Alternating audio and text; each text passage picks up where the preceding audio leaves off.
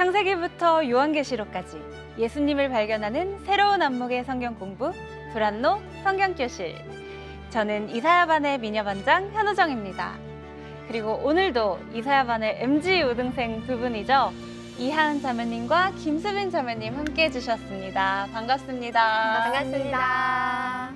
이제 이사야 선생님을 소개해드리겠습니다. 뜨거운 영성과 냉철한 지성의 아름다운 하모니로 신앙의 깊은 울림을 전해주고 계신 황성수 목사님, 안녕하세요. 안녕하세요. 안녕하세요.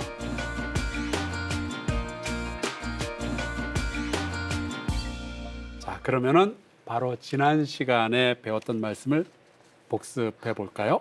여러분이 네. 기다리셨던 OX 퀴즈 네, 시간입니다. 자, 준비해 주시고요. 첫 번째 문제. 이사야서에서 가장 중요한 키워드는 하나님의 심판이다. 하나, 둘, 셋. 가장 중요한 키워드 하나를 꼽자면 이사야가 오답하겠습니다. 네. 정답은 X입니다. 네. 심판도 중요해요. 네. 하지만 이사야라는 이름이 뜻하는 대로 이사야서는 구원을 말하고 싶은 거죠. 심판은 구원이라는 주인공을 위한 조연 혹은 무대 장치 정도로 보셔도 될 것 같아요. 자, 두 번째 문제가 있습니다. 자, 이사야는 심판을 피할 수 없는 절망과 슬픔의 순간에 금식했다. 하나, 둘, 셋. 예, 맞아요. 정답은 X죠. 물론 했을 수도 있을 거예요. 근데 성경에 보면은 이사야는 가장 깊은 절망의 순간에 예배의 자리로 나아가죠. 여러분도 힘들 때 예배의 자리로 나아가시면 하나님의 위로를 얻게 될 줄로 믿습니다. 아멘.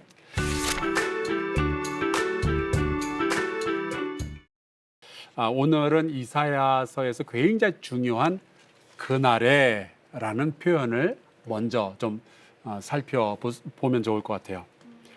구약 성경의 그 예언자들이 이 표현을 굉장히 많이 썼습니다. 그날에.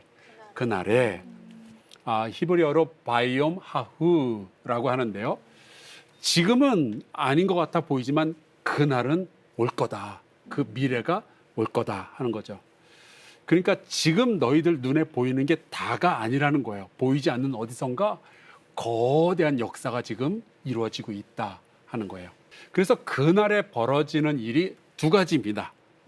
심판과 구원이죠. 죄를 지으면서 어저께 죄 졌는데 오늘 괜찮은 것 같아요. 아직 안 죽었어요. 근데 여러분 잊지 말아야 될 것이 있죠. 하나님이 지금 보고 계시는 거예요. 그리고 그날이 왔을 때 갑자기 심판이 임하게 되는 거죠. 또 반대로 제가 너무 힘들어요. 저희 회사도 가기 싫고 다 귀찮아졌어요. 그래서 주님께 기도했는데 구원이 아직 안 임했어요.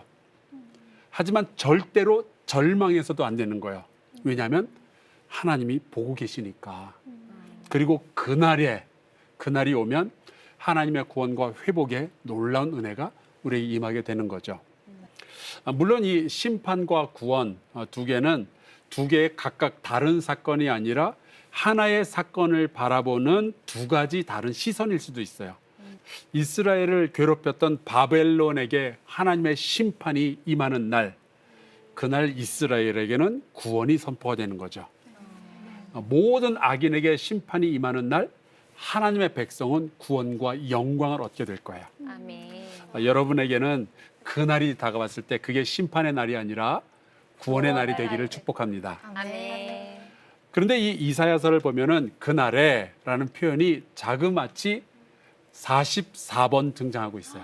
많이 나오죠. 몇 개 예를 들어볼까요? 우리가 지나왔는데 우선 2장 11절을 보겠습니다. 제가 읽을게요. 그날에 눈이 높은 자가 낮아지며 교만한 자가 굴복되고 여호와께서 홀로 높임을 받으시리라. 그날에 심판의 날이죠. 마음 놓고 죄를 짓다 보면, 교만하게 살다 보면 어느 날 갑자기 이런 심판이 임하게 될 거예요. 그런데 예수 그리스도께서 이 땅에 오시고 구원을 선포하시게 되는 그날도 그날이에요. 이사야 11장 10절, 이거 중요하니까 한번 찾아서 읽어볼까요? 이사야서 11장 10절입니다. 이것도 지난주와 마찬가지로 목소리 합해서 함께 읽겠습니다. 네. 시작. 그날에 이새의 뿌리에서 한 싹이 나서 만민의 기치로 설 것이요 열방이 그에게로 돌아오리니 그가 거한 곳이 영화로우리라. 아멘. 이처럼 그날에 이것은 심판의 날이기도 하면서 또한 구원의 날이기도 한 거죠. 그런데 이사야의 입장에서 보면은 아직 기원전 8세기 사람인데 아직 그날이 안 온 거예요. 안 왔다는 것은 두 가지 의미가 있는 거죠.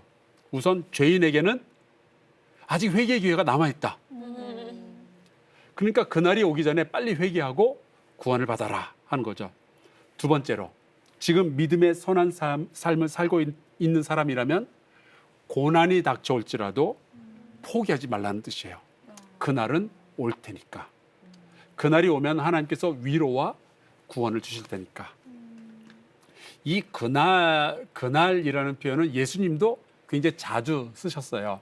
마태복음 7장에 보면은 이제 산상수훈의 말씀이 나오고 그 결론 부분에 가서 보면은 이제 반석 위에 집을 지은 사람, 모래 위에 집을 지은 사람 이 이야기가 나오잖아요. 그런데 그 말씀을 하시기 바로 직전에 심판할 때에 이런 일이 있을 거다라고 하시면서 이렇게 말씀하셨습니다. 마태복음 7장 22절 이것도 제가 읽을게요. 그날에 많은 사람이 나더러 이르되 주여 주여 우리가 주의 이름으로 선지자 노릇하며 주의 이름으로 귀신을 쫓아내며 주의 이름으로 많은 권능을 행하지 아니하였나이까 하리니 종교인으로서는 그럴듯하게 기독교인으로서는 그럴듯하게 살았지만 그들의 삶 속에서 하나님의 말씀에 정말로 순종하지 않았던 사람들은 마치 모래 위에 집을 지은 사람들처럼 심판을 받게 될 거다라고 말씀을 하시죠.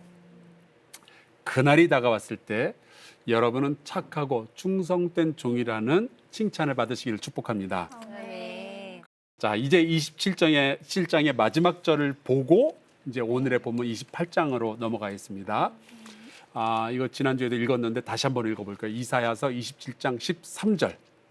그날에 큰 나팔을 불리니 아수르 땅에서 멸망하는 자들과 애굽 땅으로 쫓겨난 자들이 돌아와서 예루살렘 성산에서 여호와께 예배하리라. 아멘. 아멘. 이 말씀을 읽으면 생각나는 목사님이 한 분이 있어요. 저희 교회에서 이제 몇 년 전에 제주도에 교회를 하나 개척을 했는데 그 개척의 책임을 맡으신 목사님이 기도하면서 제주도에 어디에 예배당을 세우면 좋을까 막 그리고 고민을 하고 기도하고 그러다가 이 말씀을 읽은 거예요. 그래서 저한테 찾아와서 목사님 성산 일출봉이 있는 성산에 교회를 개척하겠습니다. 그러더라고요.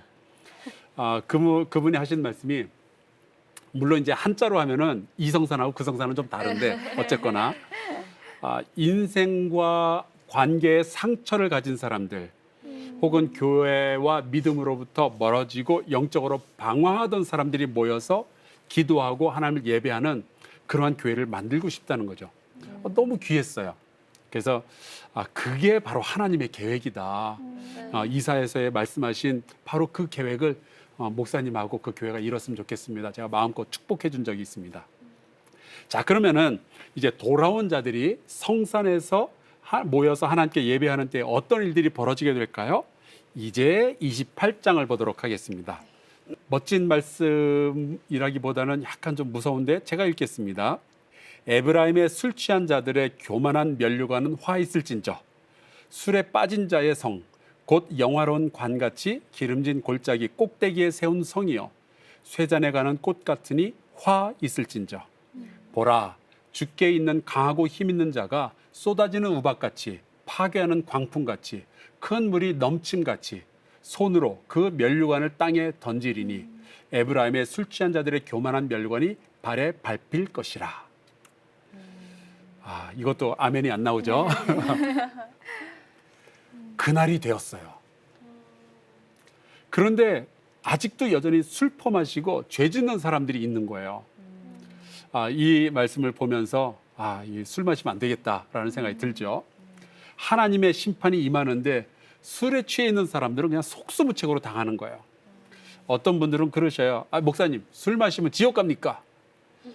그런 분들에겐 제가 꼭 이렇게 물어봐요. 술 안 마시면 천국 가나요? 그것도 아니면서. 구원과 술은 별로 관련이 없죠. 예수님도 포도주 마시셨고 제자들도 포도주를 마셨어요. 그러니까 진짜 문제는 술이 아니라 술 취한 자들의 교만인 거예요. 여기에 이제 교만의 면류관이라는 표현이 나오는데 지난주에 말씀드렸지만 이사야서의 특징 중에 하나는 교만의 죄를 정말 심각하게 다룬다는 거잖아요.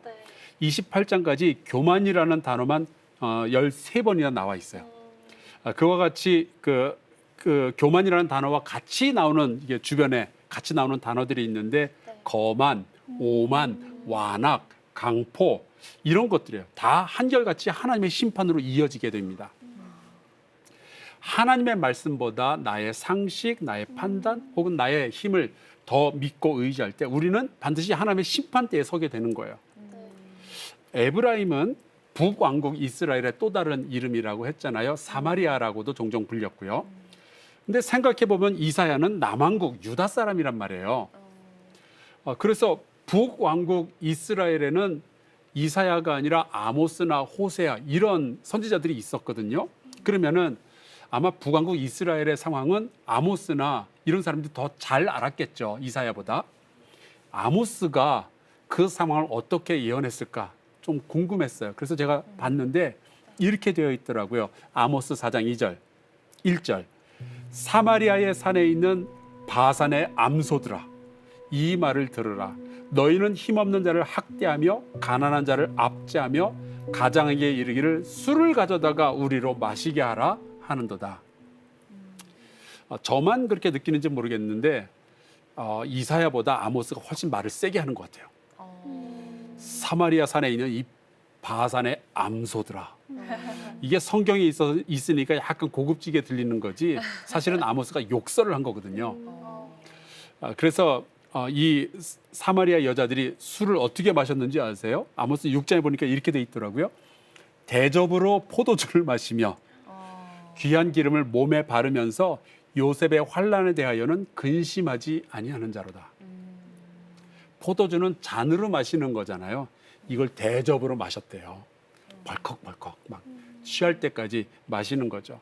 그러는 동안에 환난을 당하는 동족들이 있는데 그거는 신경도 안 쓴 거죠. 그러니까 욕먹어 싸요. 그런 사람들에게 아모스가 아주 시원하게 욕설을 쫙 해준 거죠. 왠지 욕설도 은혜가 될 때가 있어요. 그런데 그들과는 반대로 겸손한 사람들, 하나님 앞에 겸손한 사람들은 어떻게 되는 걸까요? 여호와의 성산에 모여서 하나님께 예배하는 사람들이 있을 거잖아요. 이들은 어떻게 될까? 이사야가 이렇게 예언을 했어요. 28장 5절인데요. 요거 목소리 앞에서 같이 읽어볼게요. 5절 시작. 그날에 만군의 여호와께서 자기 백성의 남은 자에게 영화로운 면류관이 되시며 아름다운 화관이 되실 것이라. 아멘. 여기 또 그날에라는 표현 나왔죠. 아직 미래 이야기이지만 하나님은 지금 구원을 약속하신 거예요. 그럼 생각해 볼까요? 하나님의 약속은 이루어질 거다, 이루어지지 않을 수도 있다. 반드시 이루어지게 됩니다. 그런데 어떤 약속이냐면 만군의 여호와께서 자기 백성의 남은 자에게 영화로운 면류관이 되실 거다. 저는 이 표현이 얼마나 아름다운지 모르겠어요. 근데 여기 너무나도 중요한 또 하나의 개념이 있어요. 남은 자. 자기 백성의 남은 자라는 표현도 나와 있죠. 지난주에 말씀드렸는데 remnant라는 표현입니다. 아마 여러분 엘리야라는 북이스라엘의 선지자 이름을 들어보셨을 거예요. 예수님께서 변화산에서 직접 만났던 두 사람이 모세와 엘리야였는데 그 엘리야. 이 엘리야는 구약에 있는 모든 선지자들의 반장 같은 사람이에요. 대표죠. 이 엘리야가 갈멜산에서 우상 숭배자들 850명과 대결을 해서 이깁니다. 그런데 그 이후로 상황이 좋아진 게 아니라 더 나빠져요. 아합과 이세벨 부부가 그 북이스라엘의 이제 왕과 왕비죠. 이 두 부부가 화가 나가지고 내 제사장들을 죽였다고 엘리야를 내가 죽이겠다라고 이제 암살자들을 보내기 시작한 거예요. 그래서 그들을 피해서 엘리야가 광야로 들어갑니다. 거기에서 생각해 보니까 너무 처량한 거죠. 내가 이 우상 숭배자들하고 싸워서 이겼는데 꼴이 말이 아닌 거예요. 이건 아니잖아요.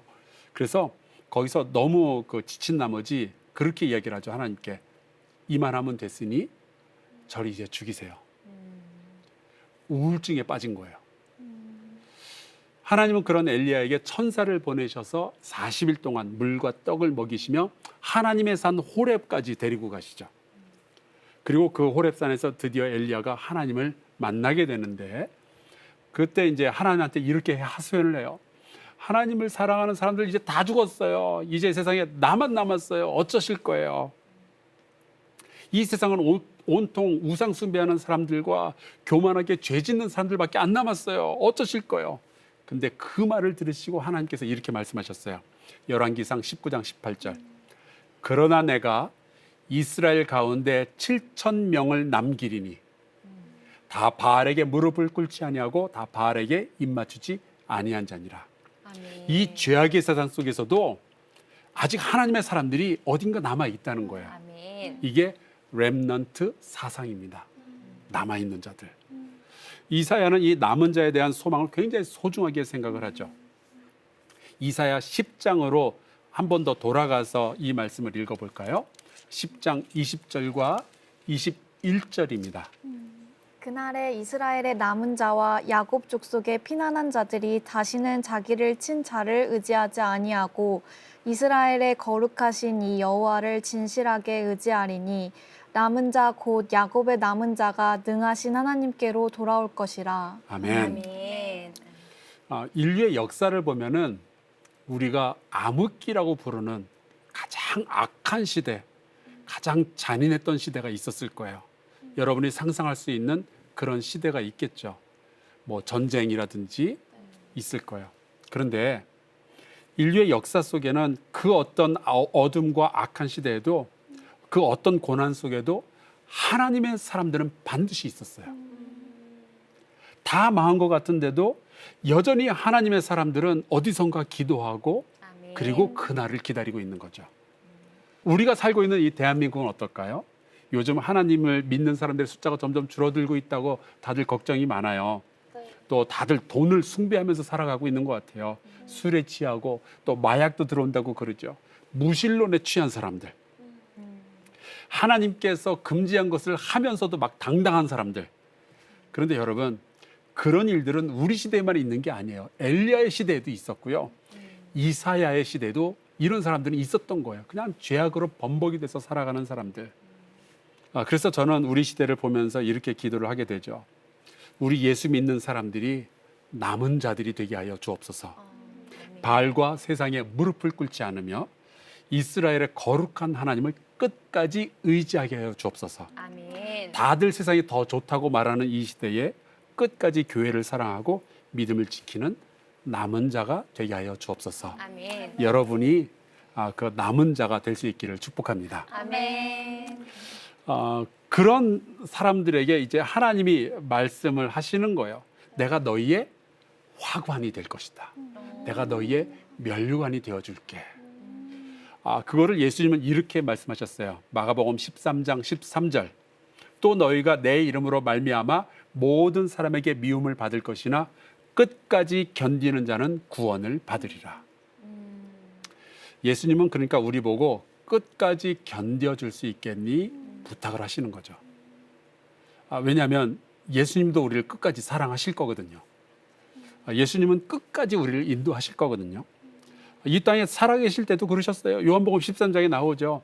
6월절 전에 예수께서 자기가 세상을 떠나 아버지께로 돌아가실 때가 이른 줄 아시고 세상에 있는 자기 사람들을 사랑하시되 언제까지요? 끝까지 사랑하시니라. 그렇게 예수님은 십자가 달려 죽으셨다가 부활하시고 나서 제자들을 만났을 때 제자들에게 이렇게 말씀하셨어요. 볼지어다 내가 세상 끝날까지 너희와 항상 함께 있으리라. 아멘. 그러니까 예수님은 우리와 끝까지 함께 하시는 거예요. 사실은 근데 이게 아버지의 마음이었던 거죠. 하나님도 똑같이 말씀하시는 거예요.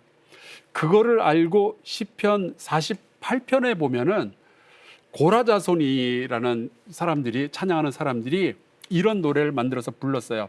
48장 14절. 이 하나님은 영원히 우리 하나님이시니 그가 우리를 죽을 때까지 인도하시리로다. 아멘.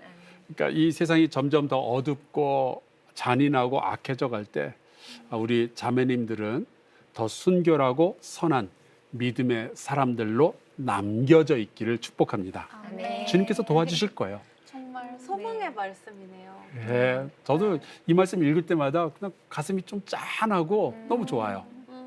주님이 우리를 끝까지 사랑하실 거니 우리도 끝까지 남아 있습니다. 주님을 아멘. 끝까지 사랑해야죠. 이사야는 이렇게 예언했어요. 28장 6절 다시 돌아갑니다. 재판석에 앉은 자에게는 판결하는 영이 되시며 성문에서 싸움을 물리치는 자에게는 힘이 되시리로다. 남겨진 백성이라고 해서 이 세상에서 고난이 없을 거다 그런 얘기는 아니에요. 하지만 주님께서 우리에게 분별력을 주실 거예요.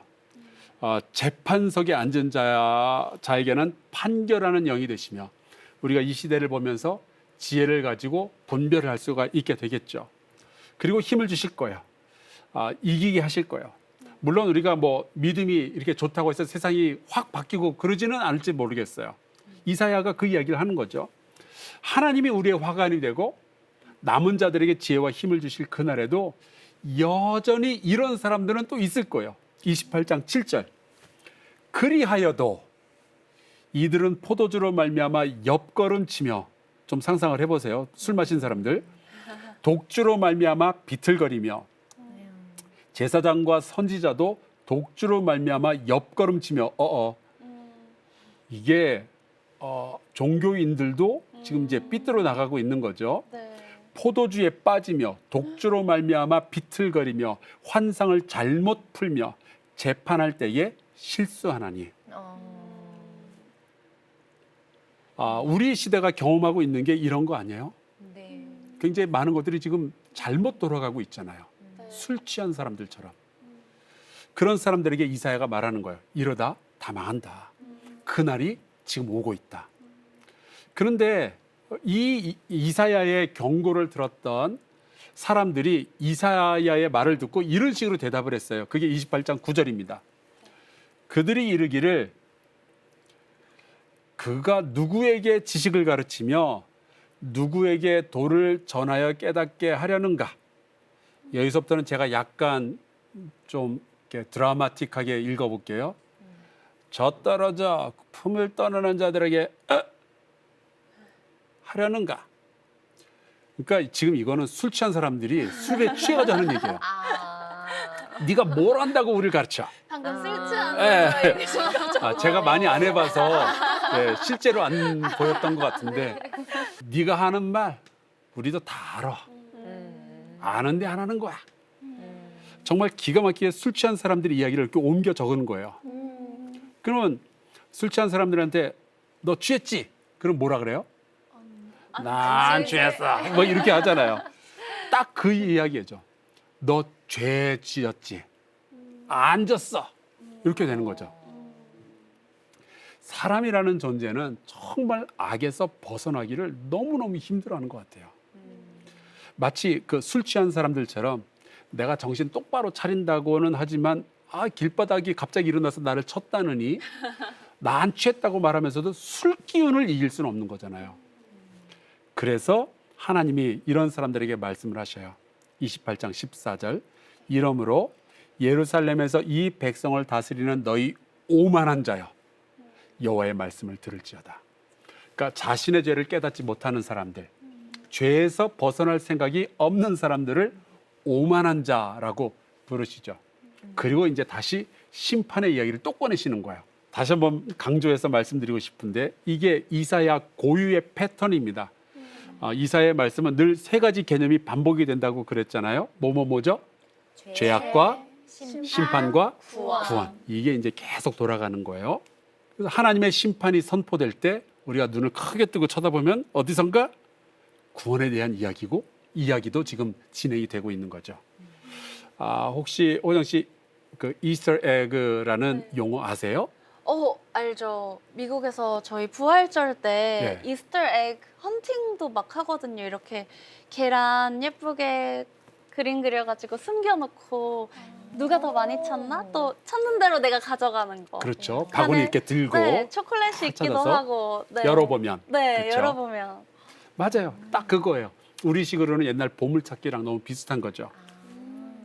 이사야는 마치 누군가 그 이스터 에그를 숨겨놓은 것처럼 무시무시한 심판과 사람들의 죄악, 이 이야기 사이사이에 구원의 소망을 여기저기 숨겨놓은 거예요. 그래서 우리가 눈을 크게 뜨고 그것들을 찾는 재미가 또 있어요. 그게 아마 이사야의 굉장히 독특한 스타일인 것처럼 보입니다. 그 아까 왜 술 취하고 교만의 면류관을 쓴 사람들에게 대한 심판을 이야기하면서도 갑자기 하나님은 남은 자에게 그들의 면류관이 될 것이다, 그들의 화관이 될 것이다 라는 이야기를 하더니 여기서도 마찬가지예요. 하나님의 말씀을 도무지 들으려고 하지 않는 이 세대에 대해서 심판의 말씀을 하시다가 불쑥 이사야 28장 16절이 나오죠. 약간 뜬금없이 나왔어요. 근데 이건 이스터 에그라고 생각하시면 됩니다. 한번 읽어볼까요? 누가 읽어주시겠어요? 그러므로 주 여호와께서 이같이 이르시되 보라 내가 한 돌을 시온에 두어 기초를 삼았노니 곧 시험한 돌이요 귀하고 견고한 기초돌이라 그것을 믿는 이는 다급하게 되지 아니하리로다. 아멘. 갑자기 돌 이야기가 나왔어요. 그러네요. 여기 나오는 이 돌이 뭘까요? 그 돌이 기초가 된대요. 귀하고 견고한 기초돌이래요. 더 중요한 것은 이걸 믿어야 산대요. 돌? 돌을 믿어요? 이 돌이 뭘까요? 예수님. 오, 예. 베드로전서에 보면 이렇게 되어 있어요. 베드로전서 2장 6절. 성경에 기록되었으되 이 성경이 어딜까요? 여기 있는 예, 이사야서요. 아. 보라, 내가 택한 보배로운 모퉁이 돌을 시온에 두노니 그를 믿는 자는 부끄러움을 당하지 아니하리라. 이 베드로가 바로 이 이사야서를 이야기하고 있는 거예요. 그러니까 딱 나왔어요. 베드로는 이사야서를 구속사적 시각에서 바라보니까 예수님이 보인 거죠. 바로 그 예수님이 견고한 기초돌이었구나. 우리의 믿음을 세우고 우리의 삶을 세우고 우리의 구원을 약속하는 보배로운 모퉁이 돌이 바로 예수 그리스도인 거죠. 우리의 믿음은 이 예수 그리스도 위에 세워져야 되는 거예요. 이건 제 해석이 아니고 예수님을 3년 동안 지켜봤고 성령 받았던 베드로의 해석입니다. 제가 이사야서를 읽을 때마다 깨닫는 것은 하나님은 심판 중에도 꼭 구원의 길을 어디인가 이렇게 내주시는 분이라는 거죠. 왜냐하면 하나님의 목표는 멸망이 아니거든요. 하나님의 목표는 온 인류가 구원을 얻는 거죠. 그러니까 하나님은 우리를 죽이고 싶어 하시는 분이 아니라 우리를 살리고 싶어 하시는 분인 거예요. 아멘. 아멘. 자, 이제 29장을 넘어가서 볼까요? 29장 1절과 2절 누가 한번 읽어주시겠어요? 슬프다 아리엘이여 아리엘이여 다윗이 진친 성읍이여 해마다 절기가 돌아오려니와 내가 아리엘을 괴롭게 하리니 그가 슬퍼하고 애곡하며 내게 아리엘과 같이 되리라. 아멘. 아멘. 자, 여기 나오는 아리엘이 어느 곳이냐면은 다윗이 진친 성읍. 그게 아리엘인데요. 그러니까 아리엘은 예루살렘의 가명입니다. 그런데 하나님이 말씀을 하시는 거예요. 이 아리엘이 슬퍼하고 애곡할 것이다. 적군이 이스라엘을 포위할 것이다. 그러면서도 5절에 가서 보면은 그러면 이제 이 예루살렘이 망해겠네 그런 줄 알았는데 5절에 가면 좀 얘기가 휙 하고 또 달라지죠. 네. 누가 한번 읽어주시겠어요? 그럴지라도 내 대적의 무리는 세미한 티끌 같겠고 강포한 자의 무리는 날려 가는 겨 같으리니 그 일이 순식간에 갑자기 일어날 것이라. 아멘. 아멘. 자, 아리엘이여, 너희가 괴로워질 거다. 그리고 너희를 누군가가 포위해가지고 너희를 괴롭게 할 거다. 그런데 그 대적의 무리가 세미한 티끌같이 휙 하고 날아갈 거다. 심판과 구원을 동시에 말씀하시는 거예요. 이 말씀은 이제 나중에 이사야 37장에서 한 번 더 다루겠는데 열왕기하 19장에 이 이야기가 그대로 나와 있어요. 그 아수르 제국의 산헤립이라는 왕이 이제 유다를 침략을 하죠. 그리고 이제 예루살렘을 포위합니다. 그것 때문에 이제 히스기야 왕과 예루살렘 백성들이 막 무서워했어요. 그때 이제 히스기야가 하나님 앞에 나가서 엎드려서 기도를 하죠. 도와달라고. 그리고 나서 어떤 일이 벌어진 줄 아세요? 열왕기하 19장 35절에 이렇게 되어 있습니다. 이 밤에 여호와의 사자가 나와서 아수르 진영에서 군사 18만 5천 명을 친지라. 아침에 일찍이 일어나 보니 다 송장이 되었더라. 그러니까 이사야가 이것을 다 예언을 해놓은 거예요. 이처럼 하나님은 말씀도 주시고 그것을 역사를 통해서 또 증명을 하시는 거죠.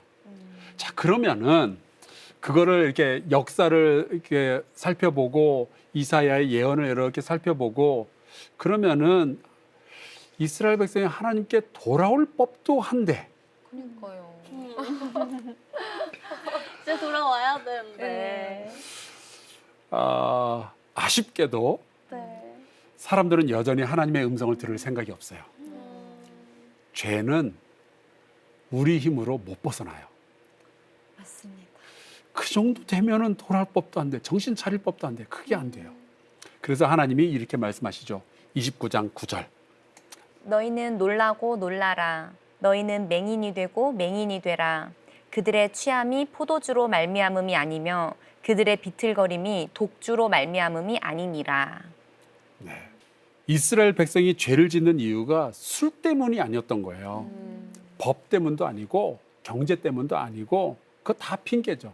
아수르 제국 때문에 어쩔 수 없이 저희가 죄를 졌습니다. 아니라는 거예요. 사람들은 그냥 하나님에게서 마음이 멀어져 있는 거예요. 죄의 근본은 다른 데 있었어요. 그래서 29장 13절에 하나님이 이렇게 말씀하시죠.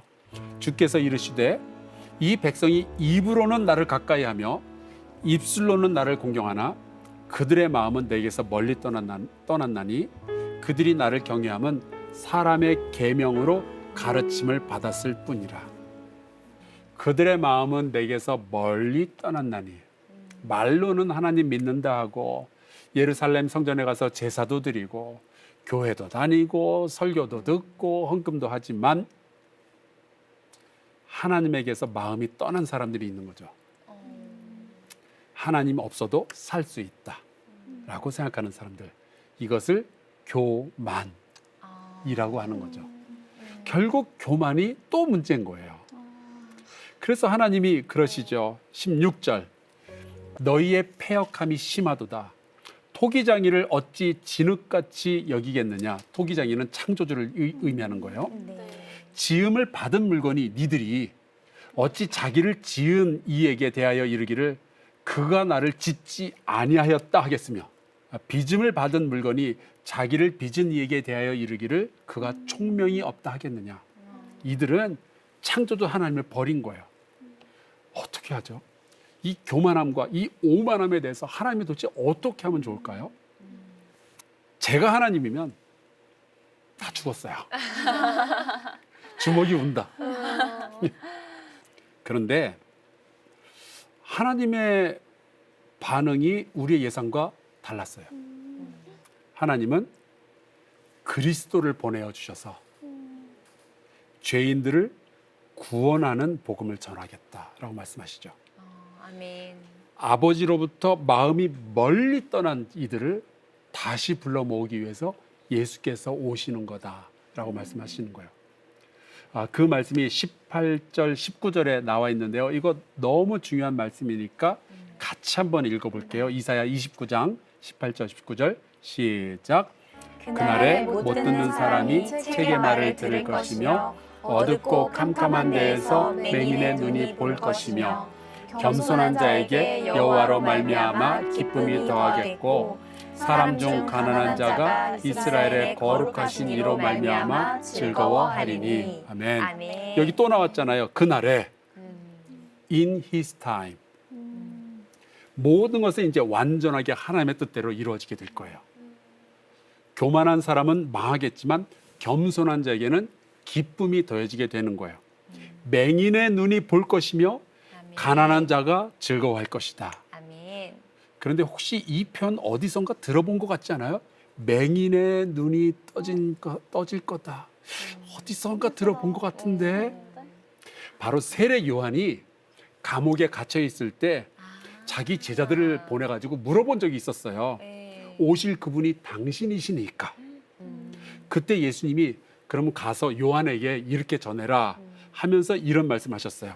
마태복음 11장 5절에 있는데요. 맹인이 보며 못 걷는 사람이 걸으며 나병 환자가 깨끗함을 받으며 못 듣는 자가 들으며 죽은 자가 살아나며 가난한 자에게 복음이 전파된다 하라. 이 이야기를 감옥에서 세례 요한이 전해 들었을 때 세례 요한이 알았을 거예요. 이거 이사야서의 말씀인데 맹인이 보며 가난한 자가 즐거워한다. 아마 세례 요한은 너무너무 그 순간에 감사했을 거예요. 메시아가 오셨구나. 예수님이 이사야가 예언했던 그 메시아였구나. 그리고 그 감옥에서 기쁨으로 죽음을 맞이하게 되겠죠. 내 사명을 다했으니까. 내가 이 땅에 온 것이 헛되지 않았구나. 그걸 알았으니까요. 이 죄악과 심판의 시대에 그 시대에 하나님의 구원은 어디에서 오는가? 바로 예수 그리스도인 거예요. 아멘. 그 예수님을 하나님의 아들로 믿는 겸손한 자들에게 구원이 임하게 되는 거죠. 그래서 이 이사야의 예언이 있었기 때문에 예수님이 누구이신지 어떤 분이신지 세례 요한도 알게 된 거예요. 제자들도 알게 됐잖아요. 우리도 이제 이렇게 알게 됐잖아요. 이렇게 이사야는 차근차근 예수님 오시기 700년 전부터 예수님이 오실 길을 준비하고 있었던 거죠.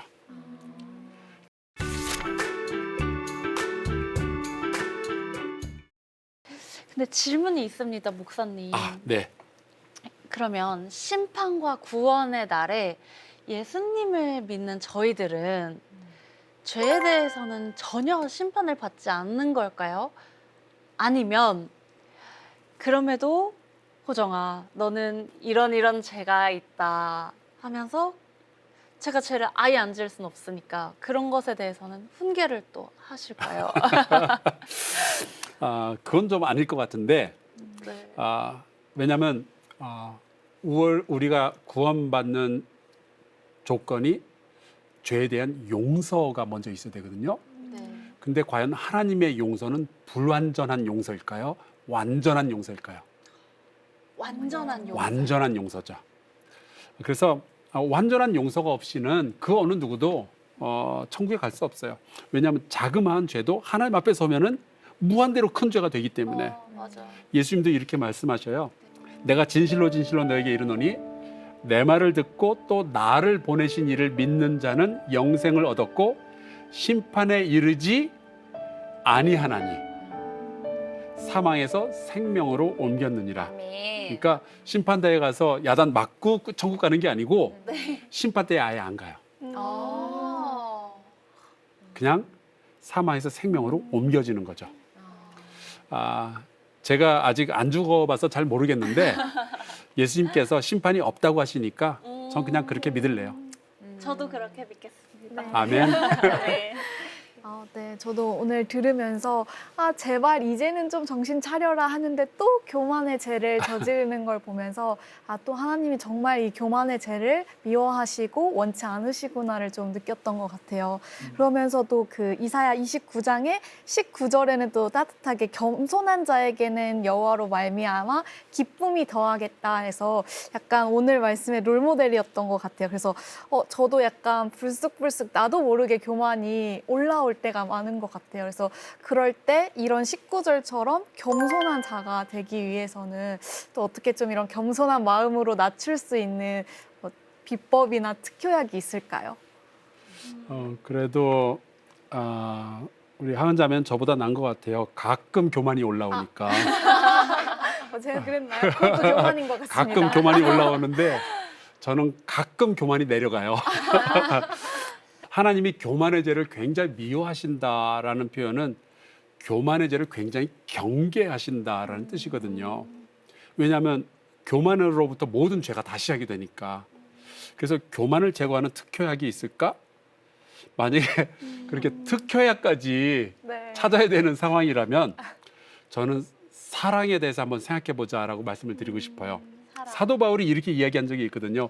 고린도전서 13장 유명한 사랑장에 네. 이래요. 사랑은 오래 참고 사랑은 온유하며 시기하지 아니하며 사랑은 자랑하지 아니하며 교만하지 아니하며 무례히 행하지 아니하며 자기의 유익을 구하지 아니하며 성내지 아니하며 악한 것을 생각하지 아니하며 하나님과의 사랑에 빠지면요. 기꺼이 하나님의 뜻에 순종하고 싶다는 겸손이 생겨나게 되죠. 하나님도 우리와 사랑에 빠지시니까 기꺼이 우리를 섬기시고 우리의 발을 씻으시고 우리를 위하여 십자가에 죽기까지 하시는 거잖아요. 그런 생각도 들어요. 남편들이 아내를 사랑하잖아요. 깊이 사랑하잖아요. 그러면 아내가 무서워져요. 나 때문에 실망할까 봐.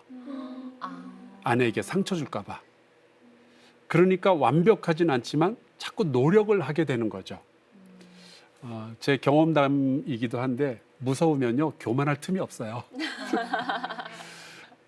네, 그러면 저희도 하나님을 정말 사랑하면 하나님이 무서워지고 그러면 정말 교만할 틈이 없겠네요. 여기 가끔 네. 성경에 하나님을 두려워한다, 경외한다 그런 표현들이 나오는데 이거는 공포심을 얘기하는 게 아니에요. 사랑하니까 그 두려움을 갖게 되는 거죠. 이 심판의 날이 두렵기만 한 날이 아니라 예수님께서 우리를 구원해 주실 거라는 그 기쁜 생각을 가지고 기억하면서 오늘 배운 말씀을 요약해 보겠습니다.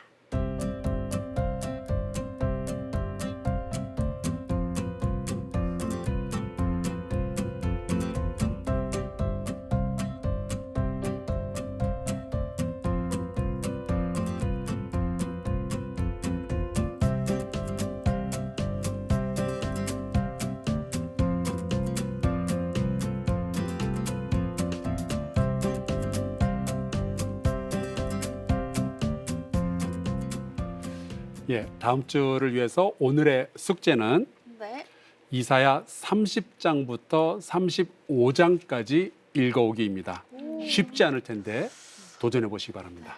오늘도 재미있게 가르쳐 주신 목사님 정말 감사합니다. 잘 들으셔서 감사합니다. 고맙습니다. 창세기부터 요한계시록까지 예수님을 발견하는 새로운 안목의 성경 공부 두란노 성경교실. 다음 수업도 기대하는 마음으로 꼭 출석해 주세요. 다음 시간에 만나요.